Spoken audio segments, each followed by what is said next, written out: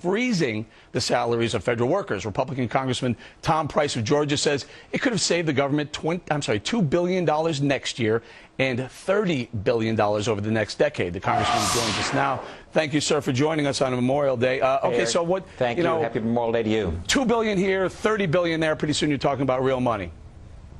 That's what the American people say. And I tell you, they are sick and tired of it. And what they're saying is stop the madness, stop the spending. And so what we've tried to do is institute a program that allows the American people to actually vote, to say you ought to cut this program. And last week, the winner of that on the YouCut program was the freezing of federal spending on salaries for federal employees. And it was $2.5 billion, and it would have done a wonderful job of doing so. However, the vote that we were allowed to have in the House went down basically along party lines. But the American people understand that Washington can't continue this ridiculous spending. They need to get a handle on it. We need to get a handle on it. The only way that appears to be able to do that is to take the individuals who are in Washington right now as leading on the Democrat side and send them out to pasture and put some new leadership in. Congressman, what was the pushback by the Dems? What didn't they like about freezing federal spending for a little while?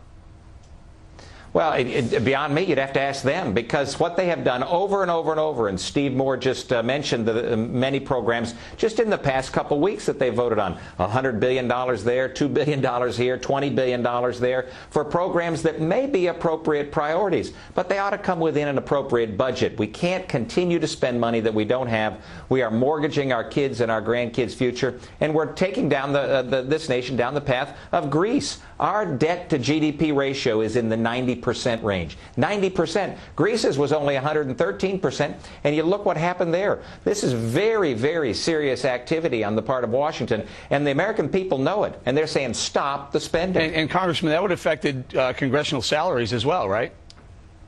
Absolutely, and that's exactly what we ought to be doing. We ought to be leading by example. We ought to be leading by example in Washington, decreasing the spending in Washington. You can't run trillion-dollar deficits, which is what this administration is doing the last 2 years.